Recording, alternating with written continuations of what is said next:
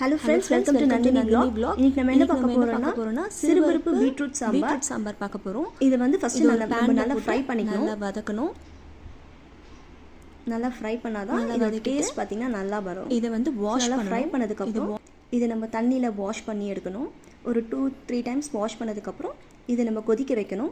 பாருங்க, சிறுபருப்பு கொதிச்சதுக்கு அப்புறம் இதோட சேர்த்து பூண்டு அப்புறம் தக்காளி, நறுக்கி வச்ச தக்காளி போட போறேன்.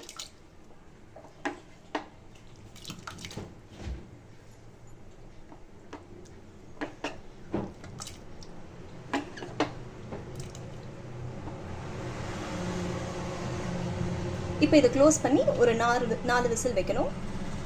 பார்த்தீங்கன்னா 4 விசில்ஸ் முடிஞ்சிருச்சு. இப்போ இந்த ஸ்டேஜில் நம்ம நறுக்கி வச்ச வெங்காயத்தை எடுத்து போட்டுக்கலாம்.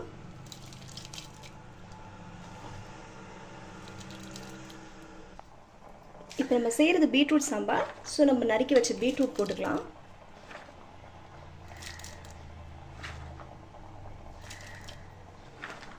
இப்போ நல்லா கலரிட்டு இதுக்கு தேவையான மசாலாஸ்லாம் இப்போ நம்ம ஆட் பண்ணலாம். பெருங்காயத்தூள் கொஞ்சம் போட்டுக்கலாம், லைட்டாக மஞ்சத்தூள்,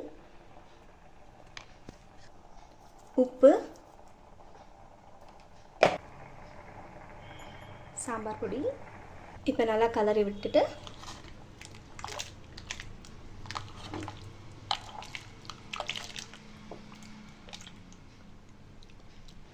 இது ஒரு 5 மினிட்ஸ் நல்லா கொதிச்சு வரட்டும். இந்த வெங்காயம், இந்த பீட்ரூட் இதெல்லாம் நல்லா கொஞ்சம் வேகட்டும். வெந்ததுக்கப்புறம் நம்ம தாளிச்சிடலாம். இப்போ நம்ம தாளிச்சிடலாம்.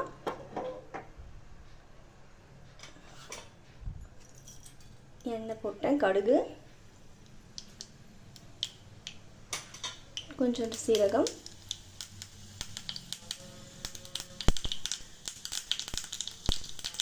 இந்த காஞ்ச மிளகாவை நம்ம போட்டுடலாம்.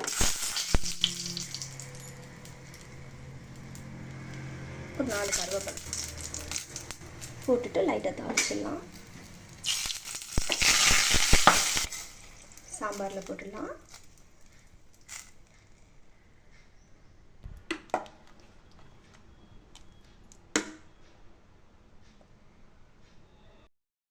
இப்போ பாருங்கள், நல்லா வெந்துடுச்சு. இப்போ இந்த ஸ்டேஜில் நம்ம ஆஃப் பண்ணிடலாம்.